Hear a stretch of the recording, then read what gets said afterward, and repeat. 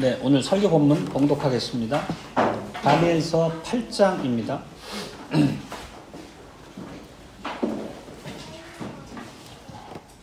나 다니엘에게 처음에 나타난 이상 후 벨사살 왕 3년에 다시 이상이 나타나니라.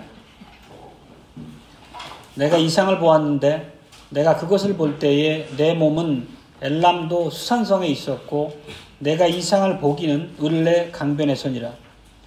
내가 눈을 들어 본즉 강가에 두 뿔 가진 수양이 섰는데 그 두 뿔이 다 길어도 한 뿔은 다른 뿔보다도 길었고 그 긴 것은 나중에 난 것이더라.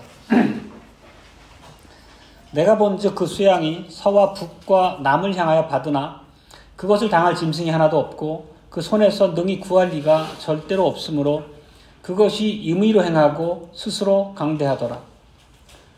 내가 생각할 때에 한 수염소가 서편으로부터 와서 온 지면에 두루 다니되 땅에 닿지 아니하며 그 염소 두 눈 사이에는 현저한 뿔이 있더라. 그것이 두 뿔 가진 수양 곧 내가 본 바 강가에 섰던 양에게로 나아가되 분노한 힘으로 그것에게로 달려가더니 내가 본즉 그것이 수양에게로 가까이 나아가서는 더욱 성내어 그 수양을 쳐서 그 두 뿔을 꺾으나 수양에게는 그것을 대적할 힘이 없으므로 그것이 수양을 땅에 엎드러뜨리고 짓밟았으나 능히 수양을 그 손에서 벗어나게 할 리가 없었더라. 수염소가 스스로 심히 강대하여 가더니 강성할 때에 그 큰 뿔이 꺾이고 그 대신에 현저한 뿔 넷이 하늘 사방을 향하여 났더라. 그중 한 뿔에서 또 작은 뿔 하나가 나서 남편과 동편과 또 영화로운 땅을 향하여 심히 커지더니 그것이 하늘 군대에 미칠 만큼 커져서 그 군대와 별 중에 몇을 땅에 떨어뜨리고 그것을 짓밟고 또 스스로 높아져서 군대의 주제를 대적하며 그에게 매일 드리는 제사를 제하여 버렸고 그의 성소를 헐었으며 범죄함을 인하여 백성과 매일 드리는 제사가 그것에게 붙인 바 되었고 그것이 또 진리를 땅에 던지며 자의로 행하여 형통하였더라. 내가 들은즉 거룩한 자가 말하더니 다른 거룩한 자가 그 말하는 자에게 묻되 이상에 나타난 바 매일 드리는 제사와 망하게 하는 죄악에 대한 일과 성소와 백성이 내어준 바 되며 짓밟힐 일이 어느 때까지 이룰고 하며 그가 내게 이르되 2300 죄악까지니 그때의 성소가 정결하게 함을 입으리라 하였느니라. 나 다니엘이 이 이상을 보고 그 뜻을 알고자 할 때에 사람 모양 같은 것이 내 앞에 섰고 내가 들은즉 을레강 두 언덕 사이에서 사람의 목소리가 있어 외쳐 가로되 가브리엘아 이 이상을 이 사람에게 깨닫게 하라 하더니 그가 나의 선 곳으로 나왔는데 그 나올 때에 내가 두려워서 얼굴을 땅에 대고 엎드리매 그가 내게 이르되 인자야 깨달아 알라. 이 이상은 정한 끝에 관한 것이니라. 그가 내게 말할 때에 내가 얼굴을 땅에 대고 엎드려 깊이 잠들매 그가 나를 어루만져서 일으켜 세우며 가로되 진노하시는 때가 마친 후에 될 일을 내가 내게 알게 하리니 이 이상은 정한 때 끝에 관한 일임이니라. 내가 본 바 두 뿔 가진 수양은 곧 메대와 바사의 왕들이요 털이 많은 수염소는 곧 헬라 왕이요 두 눈 사이에 있는 큰 뿔은 곧 그 첫째 왕이요 이 뿔이 꺾이고 그 대신에 네 뿔이 났은즉 그 나라 가운데서 네 나라가 일어나되 그 권세만 못하리라. 이 네 나라 마지막 때에 패역자들이 가득할 즈음에 한 왕이 일어나리니 그 얼굴은 엄장하며 괴율에 능하며 그 권세가 강할 것이나 자기의 힘으로 말미암은 것이 아니며 그가 장차 비상하게 파괴를 행하고 자의로 행하여 형통하며 강한 자들과 거룩한 백성을 멸하리라. 그가 꾀를 베풀어 제 손으로 괴율을 이루고 마음에 스스로 큰 채하며 또 평화한 때에 많은 무리를 멸하며 또 스스로 서서 만왕의 왕을 대적할 것이나 그가 사람의 손을 말미암지 않고 깨어지리라. 이미 말한 바 쥐하에 대한 이상이 확실하니 너는 그 이상을 간수하라. 이는 여러 날 후의 일임이니라. 이에 나 다니엘이 혼절하여 수일을 앓다가 일어나서 왕의 일을 보았느니라.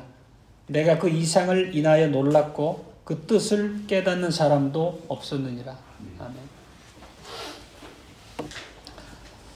네, 설교를 시작하기 전에 지난주에 우리가 살폈던 7장에 대한 것을 간단히 좀 정리하고 넘어가겠습니다. 다니엘서 7장에 보면 세상 제국들 혹은 세상 나라들을 뿔로서 상징해서 비유적으로 표현했습니다. 이것은 세상의 나라가 교회를 대적하고 얼마나 그 힘을 강함으로 교회를 끝내 대적할 것인가에 대한 상징으로서 표시되었다고 말씀드렸습니다. 그렇지만 궁극적으로 승리는 교회에게 있다는 것이 우리가 지난주에 살폈던 핵심이었습니다. 그 내용을 잠시 이제 정리해서 보면 옛적부터 계신 분이, 즉 성부 하나님이 세상의 모든 권세를 다 빼앗아서 인자 같으시니, 즉 우리의 주님이신 예수께 넘겨주셨다고 했습니다. 그리고 그 예수님께서는 하늘과 땅의 모든 권세를 받으시고 그것을 성도인 우리들과 더불어 행사하신다, 우리에게 나눠주신다 하는 가르침을 우리가 받은 바 있습니다. 그리고 실제 이 약속이 주어진 때를 보면 이스라엘 역사에서 가장 그 비참했던 포로기에 주어졌던 것입니다. 그 얘기는 교회의 존재 자체도 희미했던 그 시기에 이런 놀라운 교회 승리에 대한 계시가 주어졌다는 것은 하나님께서 교회를 결코 포기하지 않으시고 궁극적으로 영원한 승리 가운데 두실 것임을 교회 앞에 약속하심으로 그 어려운 시기에 빠진 교회를 또 연장선상에서 오늘날의 우리들을 격려하시는 주님의 손길로서 우리가 이해한 바 있습니다. 실제로 하나님께서 이렇게 궁극적으로 교회가 하나님의 뜻 안에서 세상을 이기고 승리할 것을 보여주시면 오늘날 우리에게도 또 더욱 그 당대에 하루하루 사는 삶의 여건이 팍팍하고 내일을 기약할 수 없는 그런 여건에서 굉장히 큰 위로와 힘이 되었을 것입니다. 그리고 오늘날 우리들은 하나님의 이러한 참으로 놀라운 격려와 언약 안에서 주님의 통치를 받아 누리는 것을 더욱더 갈망하게 될 것입니다. 그것은 결국 주일에 선포되는 복음 설교에 대해서 우리가 마음을 열고 귀담아 듣고 한 주한 그 말씀을 토대로 살아가는 삶의 현실에서 증거된다고 말씀드렸습니다. 왜냐하면 주님의 통치가 우리 안에서 실현된다는 의미는 결국 우리가 교회 주신 질서 안에서 서로 간의 성도의 교제와 진리로서 우리가 배운 바의 삶의 현장들을 우리가 서로 권면하고 살펴가면서 이루어가는 그 과정이기 때문입니다. 그게 주님의 통치가 이 땅에 구현되는 실질이고 결과입니다.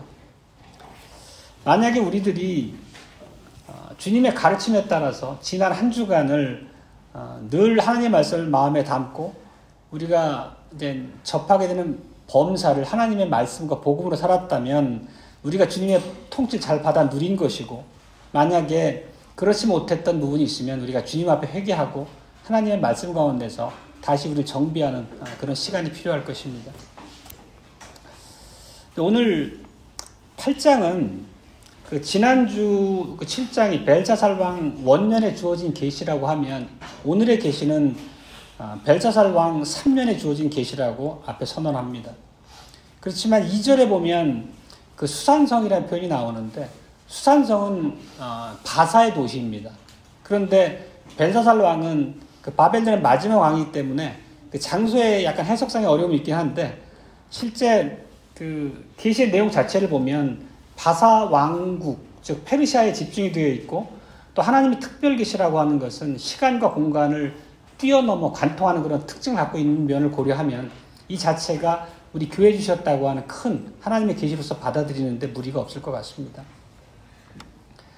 결국 8장의 내용을 통해서 보면 굉장히 중요한 제 맥락은 뭐냐면 바벨론이 멸망하고 예루살렘으로 귀환이 일어나고 교회가 회복되지만 그렇게 회복된 하나님의 은혜 아래 있는 교회가 얼마 지속되지 못한다는 것입니다. 곧바로 무서운 폭풍우가 하나님의 교회에 몰아닥치고 다시 예전과 같은 혼란 가운데 떨어지게 될 것이라는 것을 예언하고 있습니다.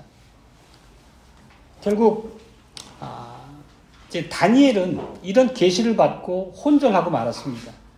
그건 어떤 의미냐면 예루살렘의 귀환과 성전의 재건을 참으로 열망하면서 포로 생활이라고 하는 그 곤고함을 하루하루 살아가고 있던 성도들에게 어떻게 보면 청천벽력과도 같은 그런 예언이기 때문입니다. 참으로 참혹한 예언입니다. 회복될 교회가 얼마 가지 못하고 곧 더 큰 세상 힘에 의해서 짓눌리고 압제당할 것이라는 예언이 오늘 그 말씀 안에 담겨 있기 때문입니다. 그리고 오늘 그 이제 구절들을 잠깐 이제 개관해 보면은 그 두 뿔 가진 수양으로 묘사된 것은 메대와 바사라고 하는 두 왕국을 얘기합니다.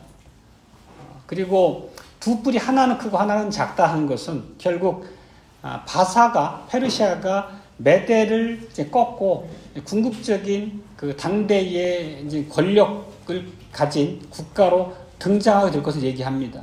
그리고 이렇게 강대하게 될 바사를 맞선 나라는 이제 수염소로 묘사되는데 수염소는 헬라를 얘기합니다. 헬라는 그리스입니다. 결국은 그리고 그 수염소 헬라가 바사를 짓밟게 될 것을 수염소가 수양을 결국 짓눌러 이기는 것으로 묘사됩니다. 그렇지만 알렉산더 대왕은 우리가 역사 속에서 아는 것처럼 젊어서 요절하고 맙니다. 그리고 그렇게 헬라 제국이 무너지면서 헬라 제국이 4개의 작은 나라로 쪼개진다고 하는 것을 묘사합니다. 그것을 뿔 4개가 솟아나는 그런 이제 상징으로 묘사가 됐습니다. 그리고 뒤에 그 계속 나오는 이제 이어지는 내용은 9절 이하의 내용들은 결국 4뿔로 상징된 이 분열된 4나라가 혼돈을 거듭하는 것으로 묘사됩니다. 그리고 이어서 나오는 작은 뿔 하나가 골칫거리 등장을 하고 교회를 심각하게 핍박하고 교회를 혼란 가운데 몰아넣는 것을 묘사하고 있습니다. 그리고 이 마지막에 작은 뿔로 상징된 이 교회를 핍박하는 것은 그 예루살렘, 즉 이스라엘이 있던 위치를 그 4개 왕국 중에 그 땅을 점령한 그 수리아 왕을 얘기합니다. 그리고 그 수리아 왕은 그 이제 좀 생소한 이름일 수 있는데 교회사 읽어보면 그 안티오쿠스 에피파네스라고 하는 왕입니다. 그 왕은 참으로 참혹하게 그 교회와 성전을 유린합니다. 제단에다가 돼지 피를 뿌리기도 하고 또 성전의 모든 그 예식을 바꾸기도 하고 성전 안에 제우스 신상을 세우기도 하고 교회 역사에서 이렇게 교회가 심하게 핍박받은 적이 없다할 만큼 끔찍한 핍박을 당합니다. 그래서 그 안티오쿠스 에피파네스라는 왕은 적그리스도적인 왕으로 그렇게 상징되고 그렇게 해석되기도 합니다. 그리고 이러한 그 핍박이 문자적으로 보면은 2300일 정도가 지속될 거라고 합니다. 결코 짧은 기간이 아닙니다. 결국 다시 그 이제 세상 제국의 압제 가운데 들어간 교회가 얼마나 오랫동안 그 압제에 눌릴 것인가를 우리에게 보여주는 참 참담한 예언이기도 합니다. 그러다 보니까 이제 마지막 구절에서 어떻게 보면 하루하루 성전 회복과 귀환, 예루살렘으로 귀환을 꿈꾸며 인내하며 살던 백성들에게 이런 처참한 앞날 교회에 대한 예언은 그들을 끔찍하게 절망하게 만들었을 것입니다. 그래서 이제 다니엘이 기절해서 혼절해서 여러 날 일어나지 못했다는 그런 해석이 이어집니다. 결국 이제 이 개관해 보니 결론을 한마디로 말씀드리면은 바벨론의 포로 생활이 끝나고 예루살렘으로 되돌아가기만 하면 모든 것이 잘 될 것이다. 고난의 세월 끝, 앞으로는 정말 탄탄대로가 교회 열릴 것이다. 낙원만 있을 것이다. 이런 기대를 갖고 사는 당대의 하나님의 백성들에게 그런 기대와 꿈을 품지 말라는 그런 계시이기도 합니다. 오늘 설교의 제목은 세상의 집요한 공격 대상인 교회의 궁극적인 승리라는 제목으로 설교를 진행합니다.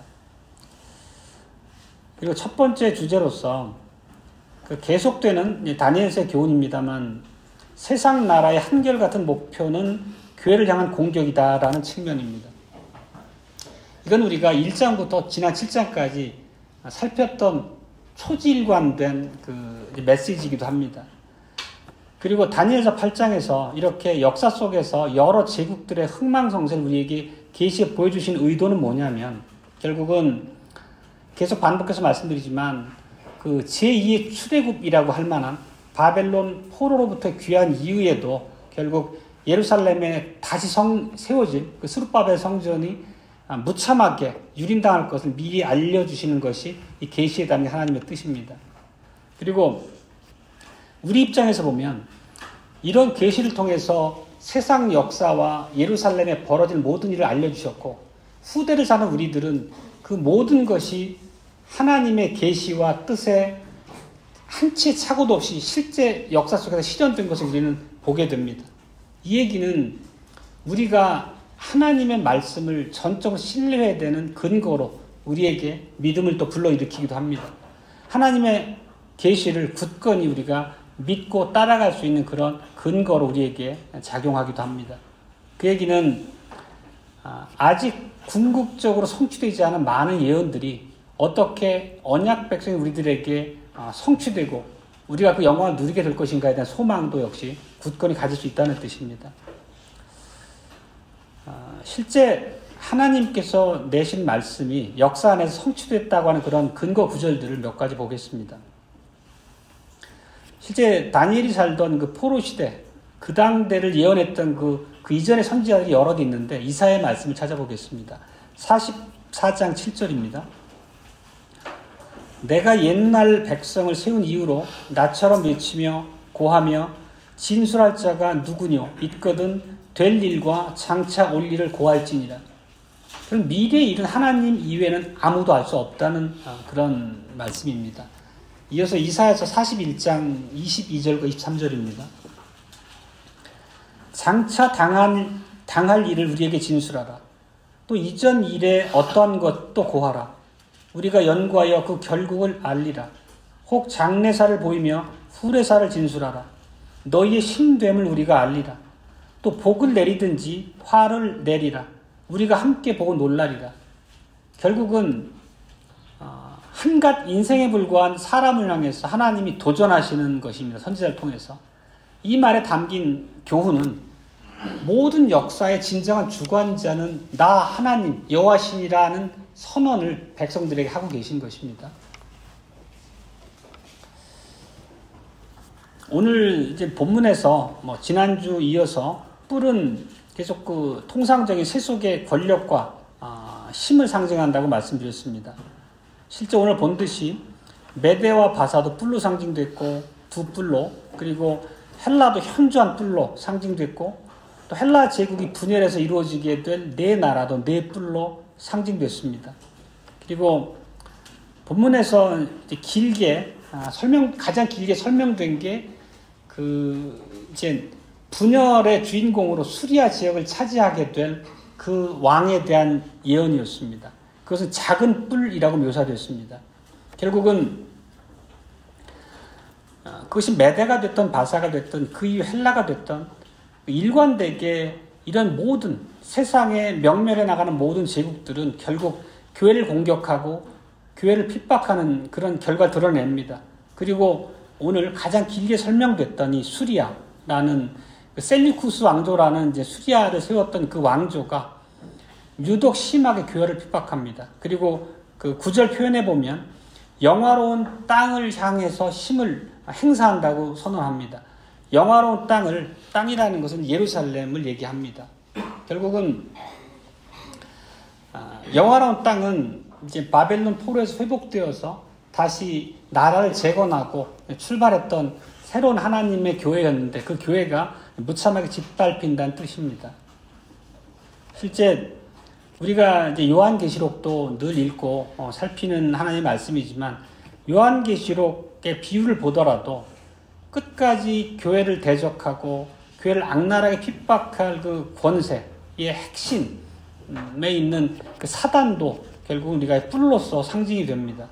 계시록을 보면 이런 표현이 있습니다. 하늘에 또 다른 이적이 보이니 보라, 한 큰 붉은 용이 있어 머리가 7이요 뿔이 10이라. 그 뿔은 이제 교회를 상징하는 세상의 권력과 힘을 상징한다는 것은 성경 안에서 일관된 그 상징으로서 채택되는 바입니다. 그리고 이것이 이제 하나의 그 역사 속에 있었던 안에 상징이고 꿈을 통해 주어진 묵시이지만 오늘날 우리가 동일한 원리 안에서 교회를 핍박하는 사단의 권세 아래 놓여 있습니다. 그렇지만 사단이 교회를 공격한다는 이 원리는 일관된 하나님의 교훈이지만 역사에 따라 나타나는 그 핍박의 방법은 다릅니다. 오늘날 우리가 살아가는 경우도 실제 당대 바벨론이나 그 메데 바사 제국에 핍박당하는 그런 모습과는 다른 모습으로 우리가 늘 영적 싸움에 내던져서 살아갑니다. 결국 우리를 핍박하는 사단의 목표는 늘 동일합니다. 결국은 교회의 모습, 교회의 바른 모습에서 벗어나도록 하는 것입니다. 결국 세상과 적당하게 타협하고 세상과 더불어 살아라는 것을 우리한테 늘 유혹하고 실제 그게 우리한테 잘 먹히고 우리를 실족하게 합니다. 이런 때 오늘을 살아가는 우리들에게 강력하게 힘을 발휘하는 것이 결국은 세상의 풍조입니다. 세상의 풍조라고 하는 건 뭐냐면, 그러니까 요즘의 세상의 풍조는 어떻게 보면 우리가 이 당대 철학의 사조, 사상 이런 것들이 우리와 무관한 것 같지만 실제 우리의 사상과 가치관을 지배하고 흔들어댑니다. 오늘날을 관통하는 그 사상이라면 세상의 풍조라는 것이 무엇입니까? 결국은 물질 만능이라는 것이고 어떻게 보면 모든 것이 상대화 되어 버렸습니다. 절대적인 진리를 인정하지 않는 게 세상의 풍조입니다. 상대방도 존중하고 나도 존중받기를 원하는 것입니다. 그런 것이 어떻게 보면 소위 말하는 이제 포스트 모더니즘이고 뉴에이지 같은 그런 사상 속에 담겨 있는 근간 사상들입니다. 그리고 오늘 교회가 뭐 큰 규모로 모인다고 하는 그 배경이 됐던 차별금지법이라고 하는 것도 그 차별금지법 안에 담긴 내용은 하나님의 가르침과 계시를 정말 정면으로 거스르는 일들이 많이 있지만 세상에서는 약자를 보호하는 굉장히 저의롭고 공정한 법으로 받아들여집니다. 그런 것처럼 세상의 사상과 풍조라고 하는 것은 성경과 결코 같이 가지 않습니다. 그런 것들이 우리를 미혹하고 넘어뜨리는 그런 아주 큰 힘이 돼서 우리에게 다가옵니다. 그리고 이러한 이제 세상의 풍조 앞에 넘어지는 것은 목사로 부름받았거나 아니면 신실하게 믿었던 자들에게도 얼마든지 일어나는 일입니다. 그리고 실제 오늘날 우리 많은 교회 안에서 복음의 변질이 일어나는 것 자체가 실제 세상과 경계 안에서 세상적인 이런 풍조로 변질됐기 때문에 교회 역시도 바른 위치에서 떨어져 넘어지는 것입니다. 그리고 우리가 이렇게 하나님께서 주셨던 계시의 말씀에 입각한 바른 복음이 아닌 것을 우리가 이제 풍유적으로 물탄 복음 이렇게 비유하기도 합니다. 물탄 복음이라고 하는 것은 복음처럼 보이지만 교묘하게 복음을 뒤틀어서 사실은 우리의 구원의 그 밑 근거를 무너뜨리는 그런 복음입니다. 그러니까 무늬만 복음처럼 보일 뿐인 거죠. 결국 이런 물탄 복음으로 교회가 넘어지게 되면 그냥 종교단체로 전락하게 되는 것입니다. 실제 그런 세상의 모습을 우리가 늘상 경계하고 살피고 배워온 바지만 세상 많은 교회 안에서 볼 수 있습니다. 어떻게 보면 오늘 교회가 대규모로 세상적인 그런 방식으로 힘을 모아서 물리력으로 세상과 상대하는 것 자체가 세상적인 풍조를 받아들여서 비꾸러진 교회의 모습이지 않을까 생각합니다. 결국 우리가 이제 언약을 배울 때는 늘 함께 나눴지만 세상과 교회의 경계가 무너지면 그 반립이 무너지면 결국은 실패하고 떨어져 나가는 것은 세상이 아니고 교회입니다. 항상 우리가 이 세상이라고 하는 게 그리고 또 그 배후에서 역사하는 영적 존재로서의 사단이라고 하는 게 항상 우리가 경계하고 말씀 안에서 영적 분별력을 갖춰 나가지 않으면 우리가 대적하기 어려운 것입니다. 물론 그때는 하나님의 은혜라고 하는 게 근간에 있지만 말입니다. 그러니까 두 번째 주제는 다니엘 당대의 안타까운 그 현실에 대한 부분입니다. 실제 다니엘에게 이 계시가 주어진 시점은 어떻게 보면 그 포로지에 끌려와 있던 유다 백성들에게는 굉장히 들뜨기 쉬운 상태였을 것입니다. 그들은 줄곧 예루살렘으로의 귀환과 성전의 재건을 기대하고 꿈꾸며 살아왔습니다. 근데 지금 보니까 그런 정황이 이제 하나하나 드러나고 있습니다. 바벨론이라는 제국 흔들리고 뭔가 기대하던 바가 이루어질 것처럼 그런 기대가 마음속에 충만해지던 그런 시점입니다. 기도도 좀 심드렁해지고 예배 드리는 것도 덜 열심히 되고 하나님의 말씀을 살펴서 자기의 삶을 하나님의 백성답게 바로 세우는 일에 있어서도 조금 느슨해지기 쉬운 그런 여건이 나타납니다. 또 세상을 보면 우리가 앞에서 계속 살펴왔던 것처럼 바벨론이라는 나라가 메데와 바사의 연합군에 의해서 공격을 받고 있었고 실제 전선의 많은 술기들을 들어보면 바벨론의 군대가 일방적으로 몰리고 이제 그 전세가 불리하다고 하는 것들이 속속 들려옵니다. 이런 모든 것들이 당대 포로지에서 예루살렘으로의 귀환을 기대하던 백성들에게는 굉장한 기대감 심어줬을 것입니다. 그리고 이제 바벨론은 우리가 지난번 5장에서 살폈던 것처럼 그 벨사살 왕이라고 하는 이제 마지막 왕을 끝으로 끝나게 됩니다. 그 마지막 왕은 우리가 봤던 것처럼 실제 그렇게 불리한 전세 속에서도 그런 이제 주색과 쾌락에 빠져가지고 왕으로서의 본분을 망각합니다. 또 게다가 예루살렘에서 훔쳐왔던 그런 성전 기명을 통해서 술 마시고 하다 결국 하나님의 진노를 사서 결국 망하고 죽임을 당합니다. 그리고 실제 이런 일련의 과정들은 예레미야서에 담겨있는 예언 그대로의 내용의 실현입니다. 그리고 다니엘을 포함한 당대를 살아가는 신실한 하나님의 언약 백성들은 예레미야라는 성경을 읽고 마음에 새겼을 거기 때문에 이런 상황에 대해서 단순히 그냥 국제 정세 변화 정도가 아니라 교회를 향한 하나님의 손길로 느꼈을 것이 당연합니다. 예레미야 한 구절 보겠습니다. 51장 30절로 32절입니다. 바벨론의 용사는 싸움을 그치고 그 요새에 머무르나 기력이 쇠하여 여인같이 되며 그 거처는 불타고 그 문빗장은 부러졌으며 보발군이 달려 만나고 사자가 달려 만나서 바벨론 황제에게 고하기를 그 성읍 사방이 함락되었으며 모든 나루는 빼앗겼으며 갈밭이 불탔으며 군사들이 두려워하나이다. 거의 예레미야라고 하면 당대 역사랑 비교해 보면은 거의 100년 가까운 전대의 선지자임에도 불구하고 오늘날의 이런 이제 바벨론 주위의 국제 정세에 대한 예언이 눈에 보고 기술한 것처럼 이렇게 선명하게 예언이 됩니다. 앞서 말씀드렸던 것처럼 이렇게 하나님의 이제 미래에 대한 묵시들이 실제 역사 안에서 실현되었던 과정을 통해서 그때 우리들의 믿음을 세우고 또 우리에게 아직 남아있는 그런 영원한 날에 대한 소망을 굳건히 마음속에 새기는데 큰 힘과 우리에게 위로가 됩니다.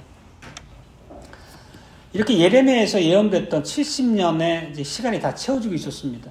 그리고 바벨론이라고 하는 것은 단순히 세상의 역사가 아니라 교회 회복이라고 하는 교회의 역사와 직결되어 있는 부분이기도 합니다. 그렇기 때문에 바벨론의 이런 이제 정세가 기울고 이제 거의 망해가는 국면에서 당대 언약 백성들은 그런 미래에 대한 예루살렘의 귀환에 대한 그런 부푼 꿈으로 들뜰 수 있는 시기였기도 합니다. 오히려 이런 때일수록 경각심을 가지고 오직 모든 은혜는 하나님의 손길로서만 임한다고 하는 그런 진리 앞에 더 겸손하게 무릎 꿇고 믿음과 기도에 힘을 내셔야 됐지만 실제는 그러지 못했습니다.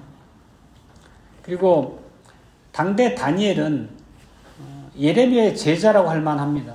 결국은 당대 계시 중보자로서 하나님이 그 당대 역사 안에서 어떻게 교회를 이끌어 가실 건가에 대해서 가장 깨어서 모든 말씀을 살피고 하나님과 교통했을 것이기 때문입니다. 그런데 그런 다니엘에게 오늘과 같은 참으로 비참한 이제 묵시가 주어지고 그 묵시를 드러내 알려주는 그런 내용을 보면 이런 묵시, 하나님의 계시를 들었던 당대의 백성들 입장에서는 모든 일을 망쳐버리는 정말 쪽박게는 그런 내용으로 들렸을 것입니다. 자신들이 마음속에 품고 있던 모든 기대감을 한순간에 그냥 무산시켜버리는 그런 비참한 계시였을 것입니다. 그랬기 때문에 이러한 이제 비참한 교회 앞날에 대한 계시가 다니엘을 통해 선포될 때 다니엘이 혼절할 만큼의 그런 절망적인 마음을 느꼈을 것이 우리로서도 이해가 됩니다.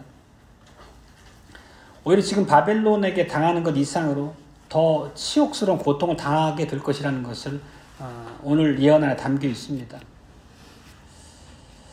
이 말에서 우리가 깊이 또 살피고 오늘의 교훈으로 하나님께서 주셨다는 것을 우리가 인정할 수밖에 없는 것은 주님의 재림을 기다리고 사는 우리들로서는 하루하루의 많은 영적 싸움에 노출되어 있지만 우리가 어떤 상황 가운데서도 넘어지지 않고 궁극적으로 하나님의 품에 안겨 그 영광을 누리기 위해서는 우리가 항상 말씀 안에 경성해야 한다는 것을 주는 교훈이기도 합니다. 우리가 살아가다 보면 한 고비 끝나면 또 다른 고비가 옵니다. 결국 하나님께서 우리 앞에 아무런 걸림돌도 없는 그런 탄탄대로를 주시지 않습니다. 제가 들었던 이제 말씀 중에 스킬더 목사님 이런 말씀하셨다고 합니다. 개혁교회 성도에게 있는 참된 기적은 우리가 하나님의 참으로 신비한 하나님의 정말 우리를 놀라게 일깨워주는 그런 은혜를 경험하고 났는데 그 앞에 다시 내 앞에 보이는 것은 내가 져야 될 십자가가 보이더라. 그러니까 그것을 기적으로 표현한다는 건 무엇이냐면 결국 이 세상과 버텨서 세상과 타협하며 살아가지 않도록 늘상 우리를 깨우고 영적으로 경성해서 하나님을 바라보기를 바라시는 하나님의 자비의 손길로 우리가 이해해야 된다는 의미이기도 한 것 같습니다. 그리고 실제 이제 포로 귀환을 앞두고 당대 바벨론에서 살던 그 이스라엘 백성들은 실제로 심각한 불신앙을 드러냅니다. 아주 신실했던 소수의 성도들은 그날만을 이제 마음속에 담고 기대하면서 말하자면 나그네처럼 바벨론 여기가 내가 영구히 거할 지역이 아니라는 그런 마음속에 믿음으로 이제 가지고 있었겠지만 많은 사람들은 오히려 그 반대의 입장을 보입니다. 성전 재건에 이제 나서게 되면 내 재산이 들어가야지 내 재산을 빼앗기진 않을까, 내 재산을 그 일에 내야 되지는 않을까 하면서 슬그머니 꽁무니를 뺀 자들이 그때부터 나타났습니다. 대부분은 이제 바벨론에 와서 자리도 잘 잡고 좀 부도 축적하고 먹고 살만한 만큼 안정을 취한 자들에게서 주로 나타났겠죠. 뿐만 아니라 마지못해 예루살렘의 귀환 행렬에 동참했지만 실제 귀환했던 예루살렘 형편은 매우 열악했지 않습니까? 잘 아는 것처럼. 그리고 또 성전을 재건하고 또 성곽을 건설하고 하는 모든 일 자체가 매우 고된 그런 일정의 연속이었습니다. 그래서 그 일 앞에서도 슬그머니 자기한테 맡겨진 거를 하지 않고 실제 오히려 소홀히 하고 자기 먹고 사는 문제 앞에 올인했던 많은 사람들의 모습을 봅니다. 그 느헤미야 3장 5절에 이런 표현이 있습니다. 그 다음은 드고아 사람들이 중수하였으나 그 귀족들은 그 주의 역사에 담붙이 아니하였으며, 이거는 느헤미야는 그 이제 3차 귀환에서 예루살렘의 성곽을 건설했던 하나님의 사람입니다. 그런데 그 자기 순서가 됐음에도 불구하고 귀족들, 말하자면 그 회복된 사람들 중에 이제 예루살렘으로 귀환했던 사람들 중에 유력한 많은 사람들을 귀족들 표현하고, 정작 귀족들은 많은 부분 주의 일에서 담붙지 않고 부담을 지지 않고 빠져 있었다는 얘기입니다. 어떻게 보면 정말 하나님께 헌신하고 주님 앞에 충성할 수 있는 좋은 기회를 날려버리는 그런 어리석음으로 보입니다. 그리고 우리가 잘 아는 그 에스더서를 이제 살펴보면 실제 에스더서는 결국 하만이라고 하는 그런 아주 포악하고 교활한 인간을 통해서 예루살렘으로의 귀환을 이제 미루거나 동참하지 않고 남아있던 그 많은 사람들이 당면한 위기에 처하게 됩니다. 결국은 그들이 살고 있는 삶의 근거가 하루아침에 무너지고 내가 죽임당할 수 있다고 하는 위기의식을 갖게 만든 사건이 바로 에스더서에 나타난 그런 사건입니다. 그것은 내가 이방 땅에서 이들과 더 어울려 살다가는 내가 언제 어떻게 죽임당하고 망할지 알 수 없구나. 이런 위기를 심어줌으로써 다시 포로 귀환 행렬에 나서도록 촉구하신 하나님의 손길입니다. 실제 포로 귀환이라고 하는 게 3차에 걸쳐서 이루어졌습니다. 그 첫 번째 포로 귀환은 그 537년 정확하게 예루살렘이 멸망하고 나서 거의 70년 가까운 시간에 1차 귀환이 일어났고, 두 번째 귀환은 458년경이니까 다 BC입니다. 한 80년의 시차가 있습니다. 그리고 3차 포로 귀환은 그 이후에 또 한 15년경의 시간이 있습니다. 결국은 1차부터 3차까지의 모든 포로 귀환이 일어나는 시간은 90여 년, 100년 가까운 시간에 걸쳐서 일어난 일입니다. 그리고 그 에스더서가 있었던 그 아하수에로 왕이라는 그 왕은 실제 1차 포로 귀환과 2차 포로 귀환 사이 시대의 왕입니다. 그러니까 하만이라는 그런 이제 악인을 통해서 교회를 핍박하고 교회를 경성하게 깨우셨던 것은 하나님의 손길로 당대 포로지에 살던 많은 사람들이 다시 예루살렘 귀환으로 나서게 된 그런 배경이 됐던 사건이기도 합니다. 하나님의 회초리라고 우리가 이해해야 됩니다. 그리고 그 마지막 선지서인 그 말라기를 보면, 말라기는 3차 포로 귀환 이후의 선지자입니다. 그 천신만고 끝에 정말로 성전도 재건을 하고 성곽도 건축을 하고 했었지만 여전히 그들이 얼마나 하나님의 제사의 회복에 있어서는 미온적이고 소홀했는지를 우리가 볼 수 있습니다. 말라기에 계신 우리가 잘 기억하고 있는 바 많이 있습니다. 거기에 보면은 제사장들은 하나님을 공경하지도 않았고 또 그리고 하나님 앞에 더러운 예물을 드렸다는 것을 우리가 알 수 있습니다. 그래서 11조에 관련된 우리가 잘못 많은 사람들이 인용하는 구절도 말라기에 나와 있는 구절입니다. 말라기 1장 7절 보면 이렇게 표현됩니다. 너희가 더러운 떡을 나의 단에 드리고도 말하기를 우리가 어떻게 주를 더럽게 하였나이까 하는도다. 하나님 앞에 명백하게 불신실한 신자로서 살아감에도 불구하고 그들은 나는 할 도리를 다 하고 있어 라고 오히려 자고하면서 아무런 문제를 못 느낀다는 것입니다. 그리고 실제 우리가 아는 대로 말라기 이후에 한 400여 년간 하나님의 계시가 중단되고 예수님 오실 때까지 계시가 없었습니다. 결국은 말라기를 통해서 하나님의 저주가 선포됩니다. 그 저주는 앞서 살펴봤던 다니엘이 계시를 통해서 결국 회복된 교회가 다시 망하고 그 이제 마귀의 이제 그 충동을 받는 그 세상 제국에 의해서 핍박받는 걸 예언했고, 그 예언이 말라기서에서도 그 내용이 이어집니다. 살펴봅니다. 2장 2절입니다. 만군의 여호와가 이르노라.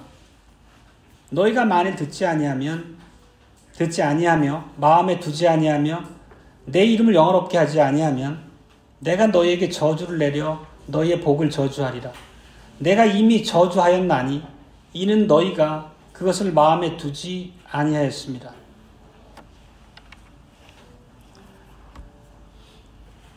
이어서 2장 5절도 한번 보겠습니다. 레위와 세운 나의 언약은 생명과 평강의 언약이라. 내가 이것을 그에게 준 것은 그로 경외하게 하려 함이라. 그가 나를 경외하고 내 이름을 두려워하였으며. 하나님께서 언약을 맺고 그 백성들에게 생명과 평안을 주시고 보존하시는 것은 너희들끼리 잘 먹고 세상적인 삶을 잘 누리라는 것이 결코 아닙니다. 하나님을 경외하도록 하기 위함이라는 것을 우리가 알아야 되는 것입니다.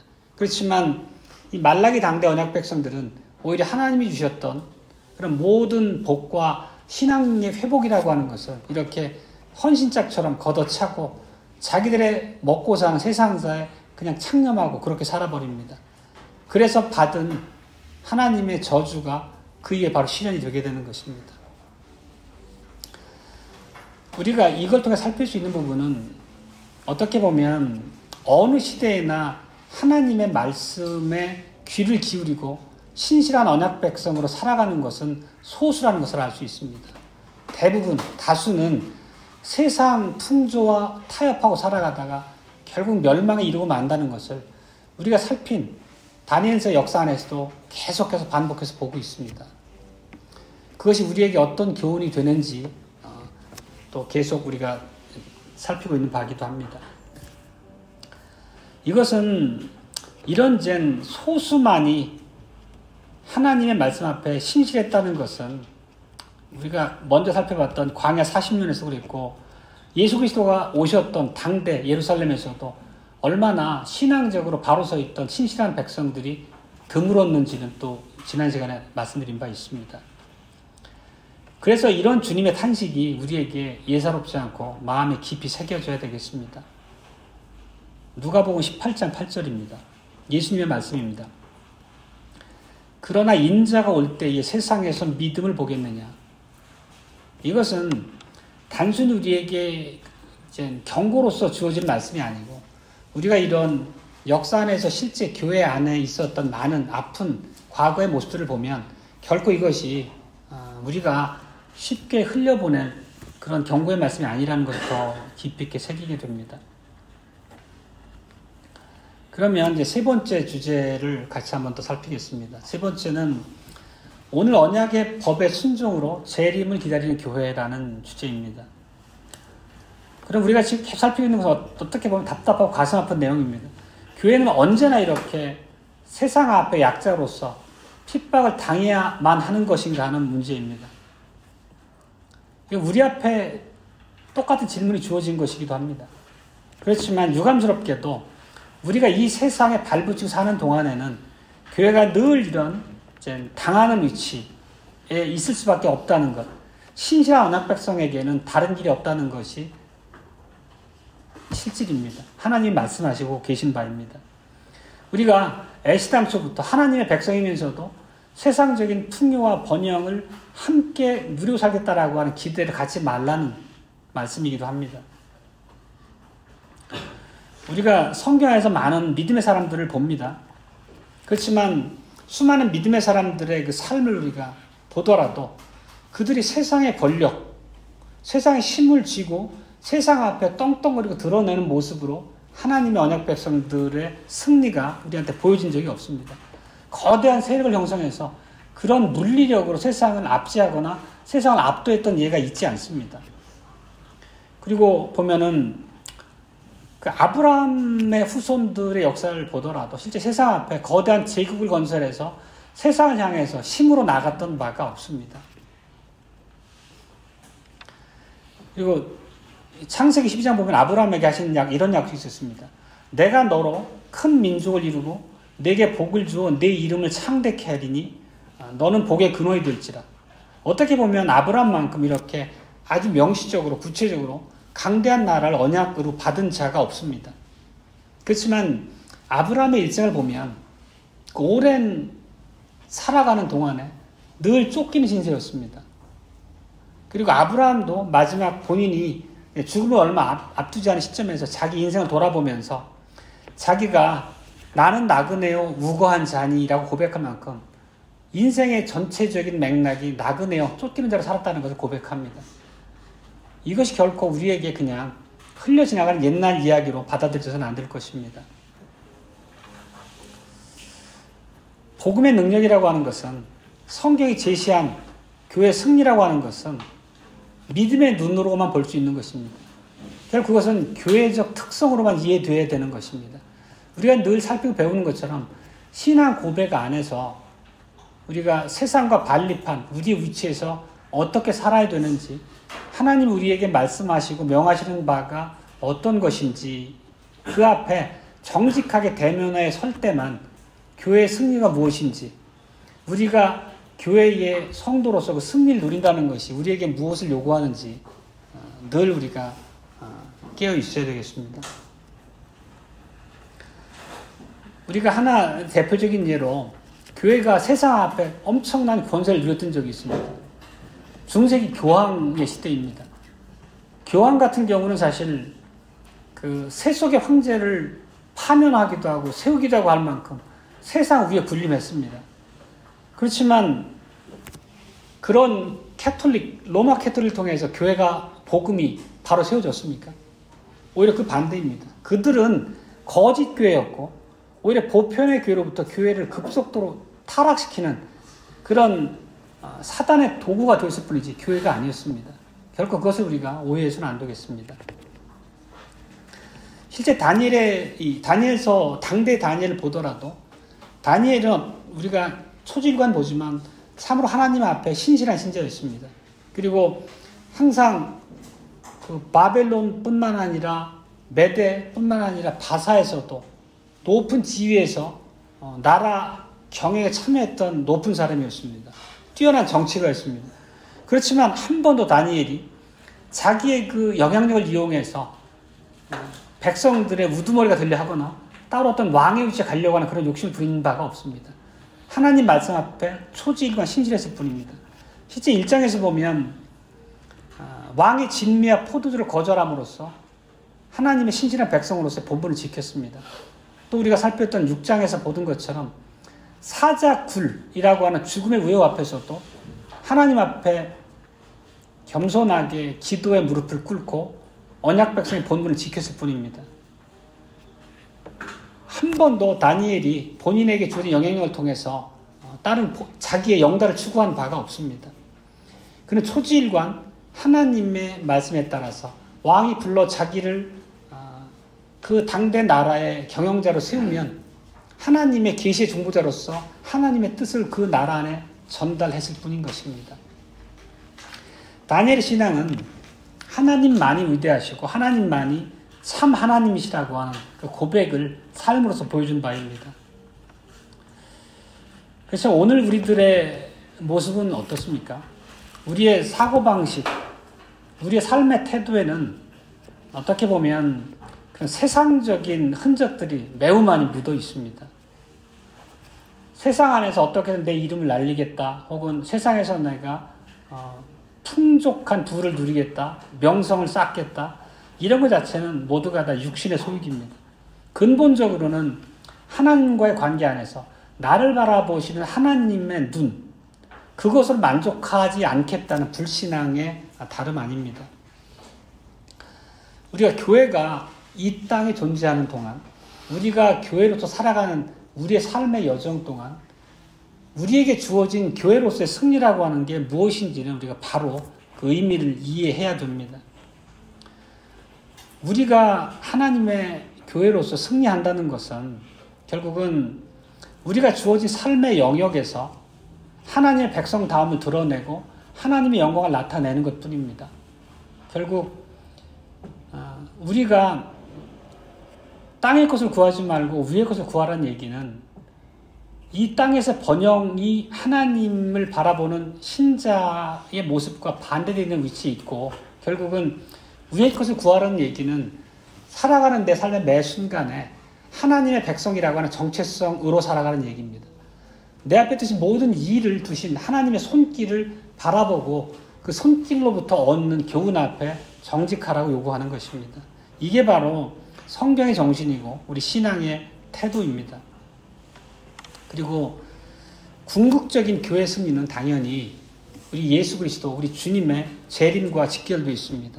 이것을 떠나서는 논할 수가 없습니다. 예수 그리스도의 재림을 통해서만 교회는 완벽하게 이 땅에 자리 잡고 승리할 것입니다. 오로지 그때가 되면 우리가 하나의 티끌과 오염도 없이 하나님의 영광만을 찬송하고 그분을 향해서만 있게 될 것입니다. 따라서 우리가 오늘을 살아갈 때 우리의 여건이 열악하더라도 우리가 교회적으로 고백하고 있는 신앙 고백에 우리가 충실한 신자라면, 참으로 고백에 합당한 신자라면 교회의 승리는, 그리고 승리의 원천은 오로지 하나님이시라는 사실 앞에 우리가 바로 서야 됩니다.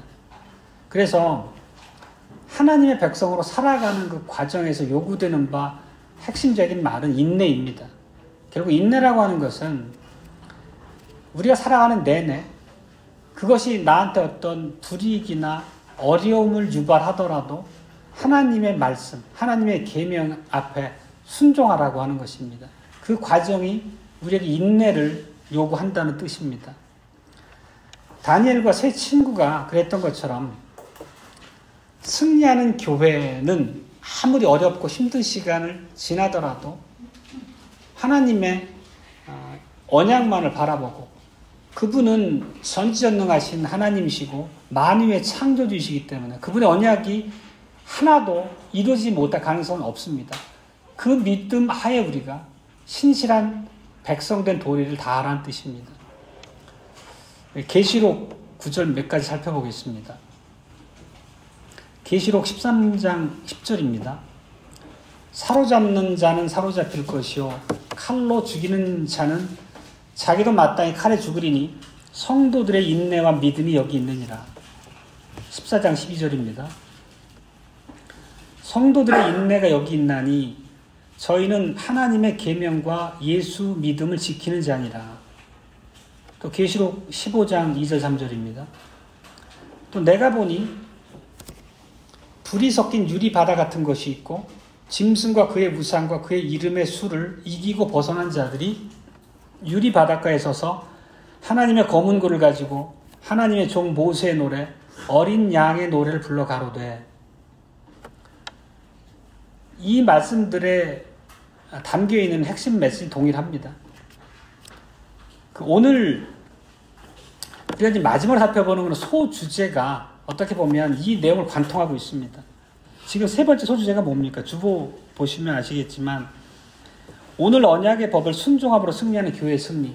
결국은 초질관하는 것처럼 우리가 신실한 언약 백성으로 하나님 계명에 순종하는 것이 승리한 교회가 가져야 될 마땅한 모습이고 그 길이 유일하다는 것을 반복하고 있는 것입니다. 결국 재림으로 완성되게 될 교회의 궁극적인 승리는 멀리 있는 것이 아닙니다. 오늘 그리고 우리가 또 다음 주일 하나님 앞에 서기 전까지 이번 한 주간을 하나님이 주신 말씀 앞에 정직하게 순종으로 살아가는 것이 우리에게 요구되는 마땅한 하나님의 명령입니다. 그리고 이 예배, 설교라고 하는 것은 언약의 갱신의 자리입니다. 언약의 갱신이라는 것은 다른 의미가 아니고 이미 있던 것을 새롭게 하는 것입니다. 언약의 의미를 더 깊이 내 마음에 새기고 더 잘 이해해서 하나님의 백성된 언약 백성의 본분을 더 뚜렷하게 세워가는 것이 바로 언약의 갱신입니다. 우리는 매주 예배를 통해서 하나님과 언약에 대한 갱신의 은혜를 누리고 있는 것입니다.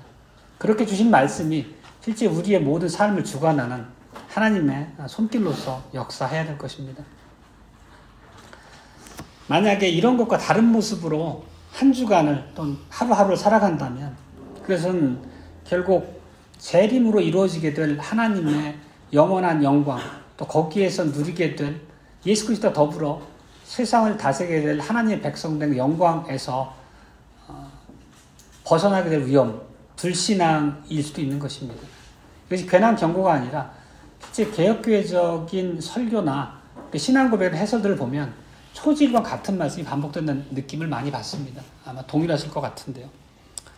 그러니까 이렇게 우리가 다니엘을 통해서 주시는 이런 하나님의 명령과 우리 가르침이라는 것은 한갓 그냥 얘기거리가 아니라 우리 삶의 실질적인 순종을 요구하는 것입니다. 이것이 우리 앞에 주어진 신자로서의 마땅한 현실입니다. 아멘.